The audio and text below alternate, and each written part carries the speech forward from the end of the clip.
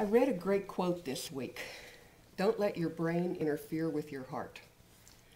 In spite of what the quote says, my response to it was to think about it all week.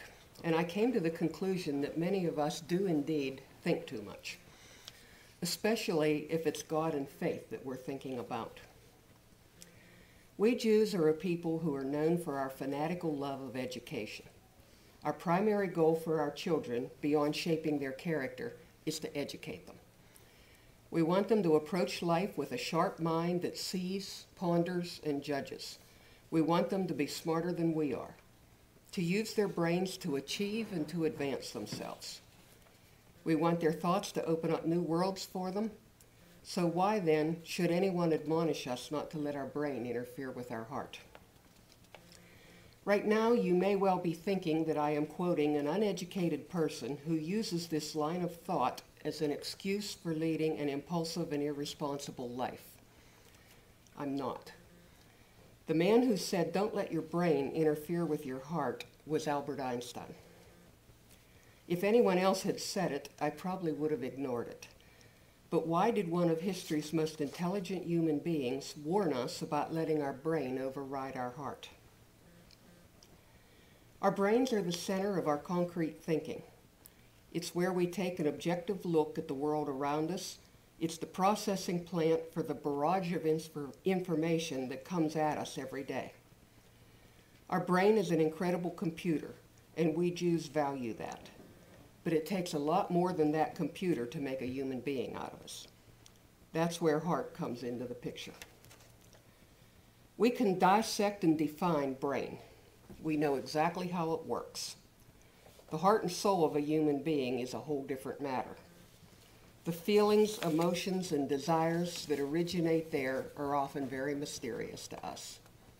Sometimes they make us happy, sometimes they scare us. We trust our brains because we can control them, but our hearts, if we let them, will sometimes control us. That makes us nervous. Those of us who attempt to lead a God-centered life know that God is seldom found in our brains. We can call him our soul, our intuition, energy, or whatever we want. But God is that quiet whisper in our hearts, not that familiar orderliness of our intellect. If we ignore that whisper, our lives can become very empty. Throughout most of history, the goal of a Jew was to be able to study the Torah and the Talmud. We believed those things brought us closer to God. But study was a luxury for the elite while everyone else struggled to make a living. God sometimes seemed very far away for the common man, no matter how much he might have longed for him. Rabbi Israel ben Eliezer was born in 1700. He came to feel, like Einstein, that man's brain was often interfering with his heart and decided to approach his Judaism from a different perspective. Rabbi Eliezer saw Judaism from an alternative psychological state. He believed that God is always with us and we should meet him with more joy and less academia. This became the Hasidic movement, and Rabbi Eliezer became the Baal Shem Tov. The Hasids have always focused on the joy of their faith and embraced the mysticism of God rather than run from it or think it to death. They dance, they sing, they welcome God into their lives on his terms instead of insisting that he conform to theirs. Mainstream Jews have always viewed the Hasids as a sect and viewed them a bit with suspicion. I think we should be a little less suspicious and learn something from them. Most of our synagogues are struggling to get and keep members. The young people that we took such pride in educating are turning away from organized religion in droves. The comment I hear from them over and over is that they aren't finding God in religion. The mainstream Christian churches are having the same problem. So what have we done wrong? Why don't our young people want or need the faith that has sustained the rest of us for over 5,000 years? Why are the Hasidic Jewish congregations and fundamental Christian churches growing while the rest of them struggle to survive?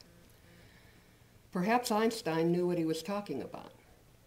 Perhaps many of us have thought and educated God right out of our lives.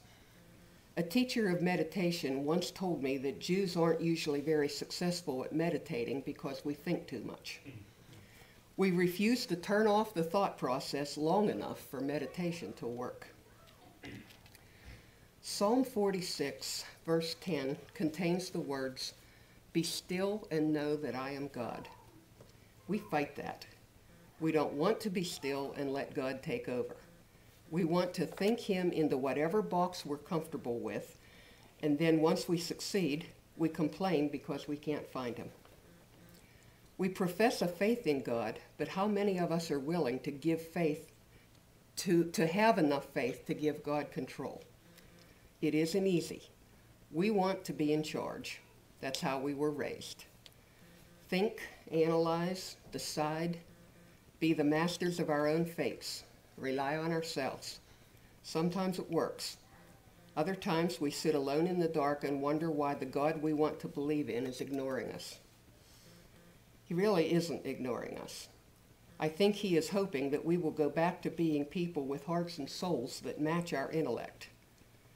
God never left us. God never quit talking to us. We just quit listening. Einstein knew this. That great man with the great mind knew that he needed to be still and quiet and listen to the voice of God within him in order to be a complete human being. When it whispered, he listened. We should all do the same. If we could learn to listen to our hearts, even when the message is as quiet as the flutter of butterfly wings, we would have a gift to give to the world that will equal anything we've ever achieved with our minds. We will probably be better people for it, and so will our children.